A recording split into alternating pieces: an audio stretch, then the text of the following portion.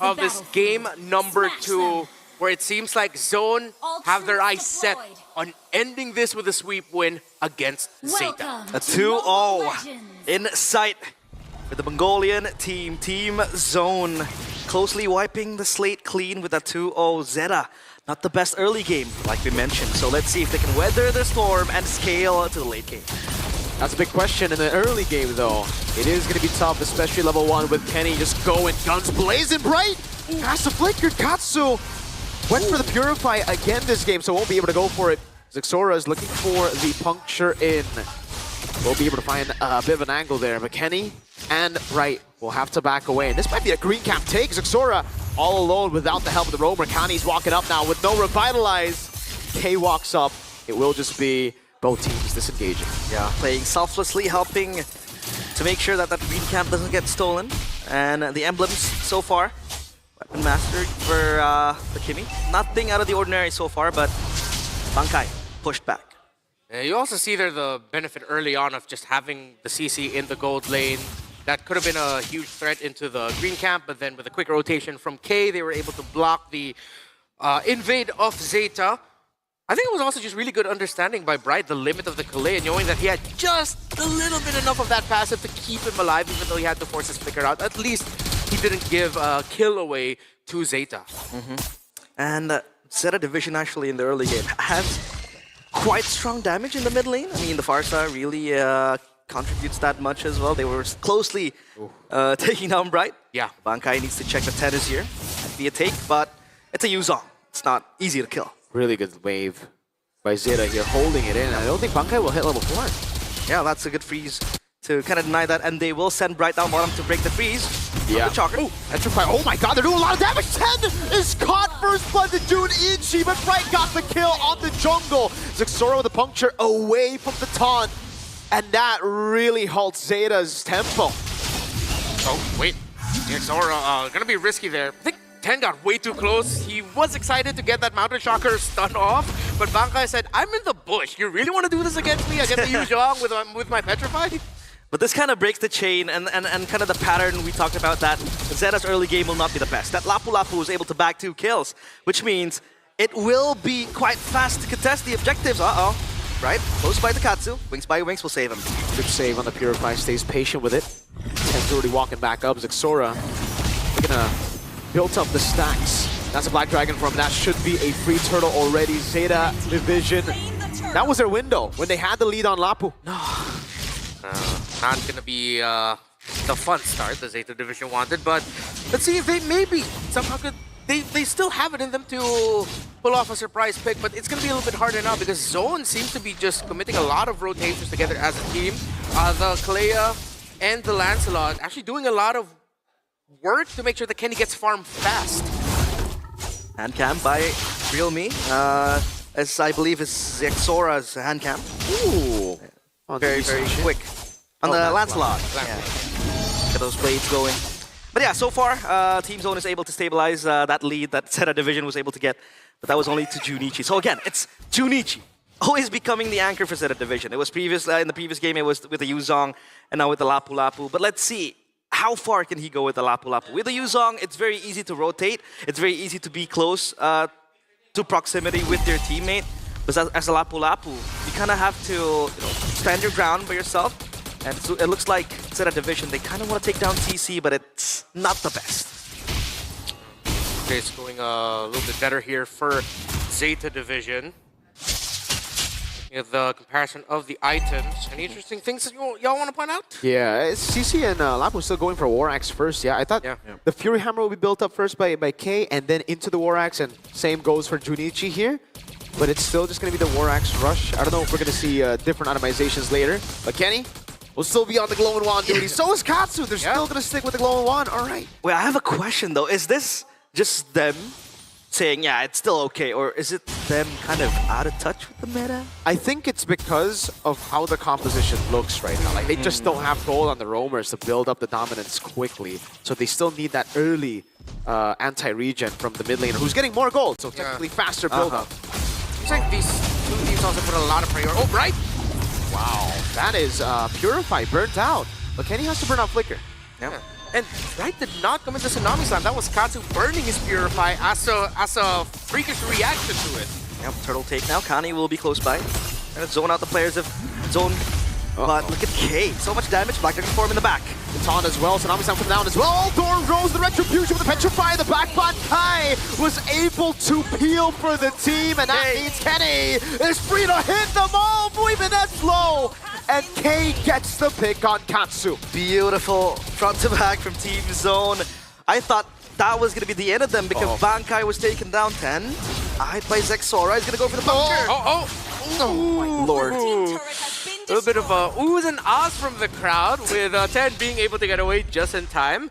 And if Zeta Division aren't careful, Kenny is going to have to add an S at the end of his name because he's just going to keep popping heads here with him being able to freely free hit. Freely hit. Yeah. Oh my. Speaking of crowd, we do have quite a bit of a crowd here. Eyeing the wildcard teams, we do have a guy with the Onyx jersey as well, Onyx merch. I think he's looking for Onyx next opponent. Could be. He's scouting for the community. Yeah. Community report. Some way. And now it really gets tough, by the way. They don't have a single objective. They haven't been able to trade because they've just gone to fight around these neutral objectives. There needs to be a lot more talking as well from Junichi and Kani.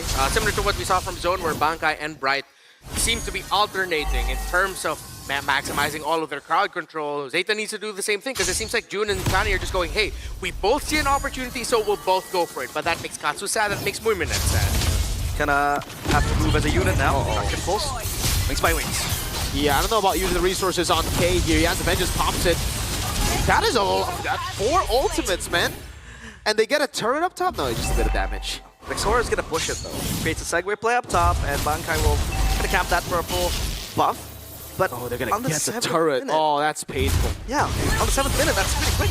Yeah, that's not the trade that you want after getting a high-profile kill like that. It's you being too greedy to try and get a kill to balance things out, but then Team Zone making even a much better macro play across the map. And that is going to mean every objective on this side of the map is going to be a hard time for Zeta Division every time. Yeah, no control here. Hold on, Turtle, that's going to be the Tsunami Slam, locking him down. K doing a lot of damage against Zexora with the red trip. Petrify, furious dive! Baiting out the Purify from Muiminet. Zexora in the back, again punctures away, while the backline was distracted by him. This is so beautiful from Team Zone, so flexible. They have the front to back with the Kimi and the CC, and then they have to dive too with the Lancelot and the Yuzong on Bankai. Look at K just hitting 10, almost beating him to a pulp. So far, Team Zone, they have control, so much control. Double pump. That is not going to be good. 10 has been starving and now will continue to starve in this game for buffs and resources. While Team Zone can just keep up the aggression, they're playing the macro really well. Again, we did not get to see the interchange of crowd control from Kani and Jun. It was just all dive, all go, and that made it easy for Bankai to set things up. Even though there was an initial 2-for-1 lead in favor, actually, of Zeta Division, because of Zexora's easy dive straight to the back, that lead just immediately went away. Exactly. Item build, Bankai still with the Hunter Strike, so not really going for the War Axe. He's gonna need more damage for that. Sky Piercer though, for Kenny. At least he's gonna farm it, but still on 2 kills. Fraction pulse. Oh my god, they're gonna go, whoa! All right, on to Junichi. Yeah, instant AOG. Muiminet punishes way too overzealous Bright. So far, Zexora has been functioning as kind of like a split pusher. With the Lancelot activating the far lanes, and that kind of makes it a division quite wary of those side lanes. They kind of they have to address a few members up top, down bottom, but so far it's working for Team Zone. Like they have prio down bottom and then up top too. It's gonna be a slow push building for them. Yeah, because of the constant split push by Zexora, it's like they can afford those little, wait, what are you doing, place? That we just saw an example of. Yeah, they're compensating. Yeah. You know? It's part of the game, right? We've always been saying that. It's just trading. Make sure we're getting a good thing if a bad thing happens. So, but maybe they want to minimize the bad things just a little bit. Sometimes maybe good, sometimes maybe Not too good, yeah. not too good. Sometimes good, sometimes, well, shout out to the football fans who knows the reference. That is a big traction pulse, buddy. If it gets Junichi, your frontliner, that much HP, K has vengeance. Muiminet's jumping on it, but K doesn't care. Freelord over Junichi. That's an AOG. Oh no! Kenny's just gonna go for 3 hits, and Zexora jumps the puncture in the back. Wait a minute, it's low! Thorn Rose by Zexora doesn't even need to land the puncture for the reset. Beautiful reactive flicker from Kenny. Farms down the players of Zeta Division. This Kimmy hurts a lot. Let's take a look at that mid turret taken down. They have the Lord up top too. Win rate prediction by Realme 15 Pro. That is very generous. Yeah. 62%, 74% Oh, there we go. now. Okay. Real time. That's time. By Realme. That's fact right there. That's a little bit more accurate. While for Team Zone, man, they've we talked about experience. The experience of ZXORA alone from Zeta Division's overall experience, and I feel like that's what we've seen this entire series so far, especially in this game as well, with him on the Lancelot and leading the charge. And he isn't even that flashy with the Lancelot in this game. He's structured. He's activating the lanes. He's playing it on a much more macro, point of view. Efficient, like you said. Okay, that's a Tsunami Slam over on Kanye. The AOG gets him out of there. That means it's going to be free for Zexora. They jump into the back line now. Purify out from Moimanet. The Mountain Shocker doesn't land. Zexora still having the resets. Will be able to go on 10. Oh, one more basic attack. But with that, that's enough zoning to get a mid-turret down. Moimanet able to dash away from the traction pulse. 10. Trying to clear the wave here. But it's like, that's 10. Oh, what? He jumps in with the Traceless onto 4 of Team Zone's members. A defensive tool used offensively without any follow-up. That is a misplay from 10. Not the best series for him, but this game that was a fat finger engraved moment. it even more. For sure. Fat finger moment. Yeah, might be. It has to be, right? There's no way you would intentionally dive into 4. That was definitely more like a 3 than a 10. Sorry, 10. Well, we saw it. Got him 4K. Could be jitters, could be experience, who knows. Again, no, the early to mid game was handled a little bit better by Zeta Division, but then over time it was just Team Zone showing up. Based on everything that we've already seen from game 1, just how well that they've been playing now, Zeta, the recovery here has to be drastic. Yeah, no Purify on Moimanet. Oh my god, tossed around. Connie trying to survive now, puncture in. They're going to take it as slow as they can. They've already got 2 base turrets, and usually that's enough. But Team Zone want to end the game, I feel. That's a Mountain Shocker landing. Bunkai still able to escape. Now Connie becoming the mobilization as Sora jumps into the back with a puncture again. That's some execution. Sora not landing. Connie falling to the Sky Piercer of Kenny, who's now unstoppable. And they are going to stay in the base. Academy in open now. Zexora with Zone Rose again. Tsunami Slam over. Kenny is a monster in game 2. A 10,000 gold lead. Bunkai tries to go in, but will finally be punished, and Team Zone will finally be pushed out of the base. They're gonna have to go back because they have no minion waves pushing for them. They're gonna go for the Lord. The wiser choice. Instead of going and forcing the end up top, it's going to be defended by Zeta Division. They are still yet to crack that turret wide open for Team Zone, but they will play it meticulously. They play it slow because they need this win. It's one of those scenarios where Zeta Division are banking on a Team Zone mistake. That's really the only way that they could get back into this. Of course, if someone from Team Zone has an error, then Zeta needs to capitalize on it. But with the lead that Team Zone has, easier said than done. And I also don't see Team Zone making mistakes at this point in the game. They know they have the lead. They have done everything right so far for, let's say, the past 6 minutes. No errors. Not at all. Yep. And it's a 10,000 gold lead, really, right? Like, it isn't just going to be a mistake. It has to be like 5 members in the 1,000 type of mistake for this to be turned around. Oh, yikes. This looks like it's going to be the final siege of the game, man. Black Dragon form already, Moimanet. Oh, he's doing a lot of damage when he gets petrified distraction pulse as well. Zexora in the back zoning him away, kind of doing a good job to fade out the aggro of the Lord up top, but that means the base turret will fall. That's a flicker Tsunami Slam. 10 will fall. That's an AOG locking Zexora down. Moimanet still doing a lot of damage. Wait, this could be it. Hold on. But Kenny fully stacked up on the Sky Piercer now. K in the back. Another for Kenny on a triple. Winter Crown by K. As Kenny buys the immortality, might be looking to stat pad a bit more as Moimanet jumps in.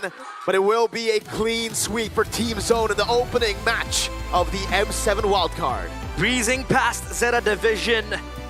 The players from the Land of the Rising Sun still dull with their swords, unable to slash down the Mongolian team. That's Team Zone, zoning out Zeta Division. One thing we were talking a lot about when it comes to Mongolian teams is that they are fearless. They are so brave in the game of MLBB, even though at times you'd think, why? Well, they will show you.